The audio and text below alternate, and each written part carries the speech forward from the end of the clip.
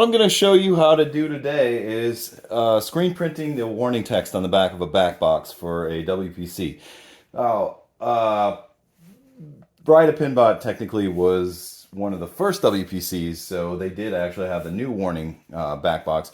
Anything System 11, they had a completely different one, and I've got that one too, but we're not going to worry about that one today.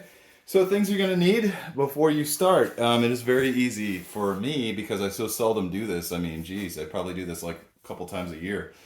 Is paper towels. You're going to need paper towels to clean this thing up after you're done. For sure.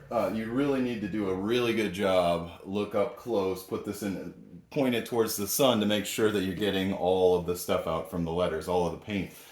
Otherwise, you're going to have problems next time you try to screen print. So what I did was I put some lacquer thinner in here, and I've got my paper towels ready. So if I do happen to screw things up, then I've got a bailout option. This automotive paint over here is cured for probably about a week now at this point. So we're close to. So it's like super solid. I'm not worried about lacquer thinner like screwing up the finish on that. So I'd rather not use it if I don't have to, but if I have to, it's better than having to redo the entire back.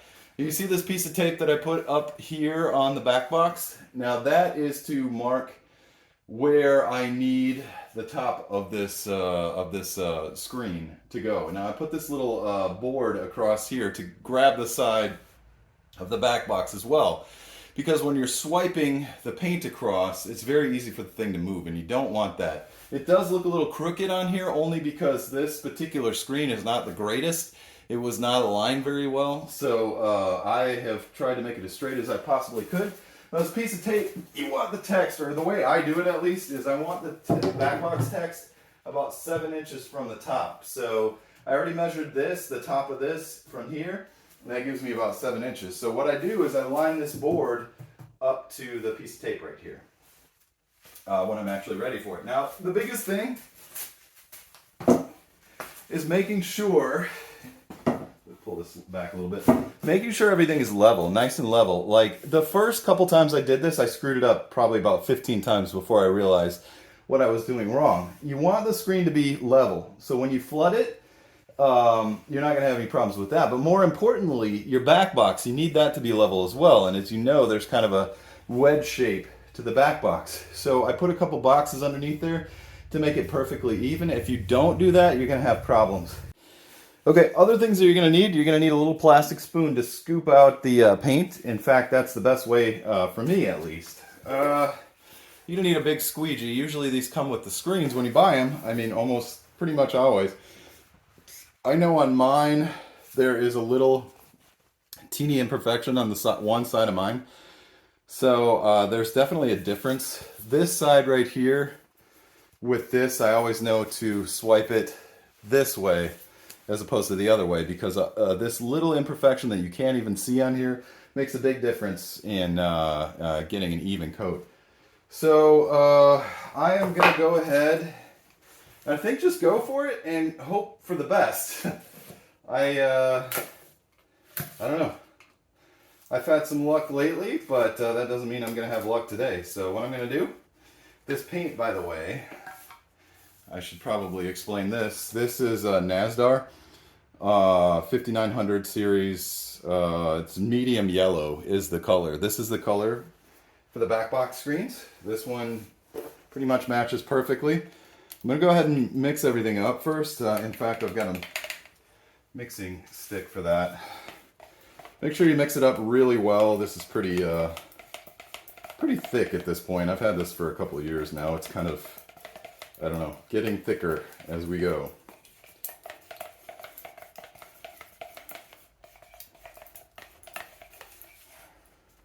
It's a little gummy. Oop, I don't know what just happened there. There's a big chunk of something that came out of there. I guess that's from there. That's probably why. I don't know what that was all about, but I don't care. I'm just going to fix it. I'm not going to overthink it. All right. So, I've mixed it up pretty well. There's a decent consistency. Blam. You can see it's all right. If you do need to get in there and add some paint thinner, or not paint thinner, there's actually some kind of thinner that's specifically for screen printing ink. So, it kind of smells a little bit. I probably should have a respirator on, but I don't. not for this particular one. So what I'm going to do, we're going to flood the screen. And how we do that, so we're going to go ahead and put some ink down here.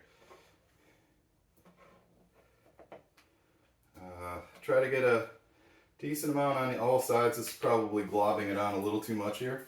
But we don't want to get halfway across the screen and then run out of ink. So I think that's probably good enough. This next part has got to be real fast, so I'm going to get rid of any obstacles here. I don't want to step in this paint or anything like that. So what we do, get a firm grip on it on both sides, press down. Now don't press down super hard, just kind of glide it across.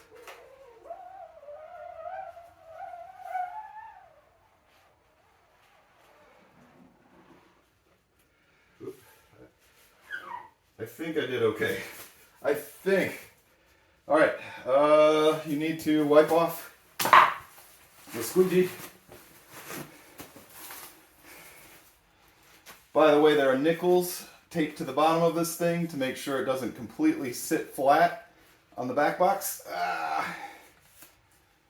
Okay. All right, we're gonna do this. Hope for the best, otherwise it's a pain in the ass. There's that. And then we push down harder this time. And hope for the best.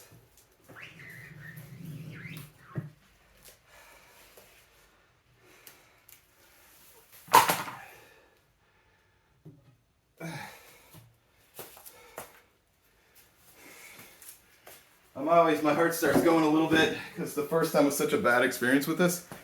But as you can see, perfect, perfecto.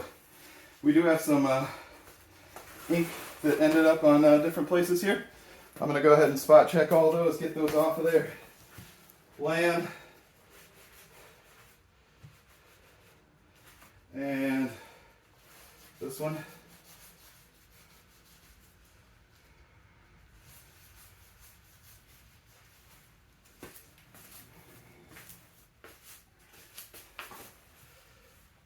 Perfect. I couldn't have expected anything better here. It's pretty much exactly what I wanted. Whoops. Got some ink on there. That I did not want, but whatever.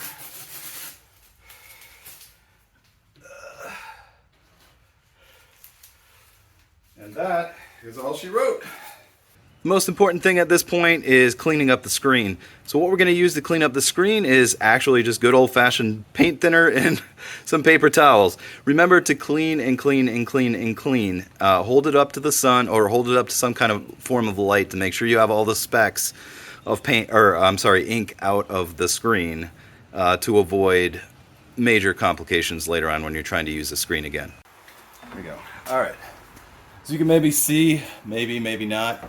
As I look into the light on this, there is still a lot of paint left in the screen. So you got to do a really, really good job. Like, just when you think you've done a good enough job, do it again.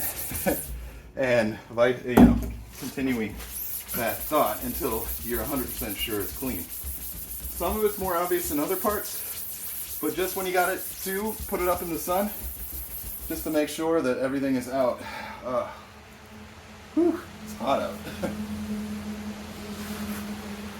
As the last thing here, I'll go ahead and show you what we've done on the back box.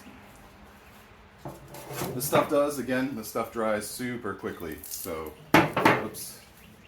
Here's what we have as our final product. I think the ink went on there nice and evenly for the screen.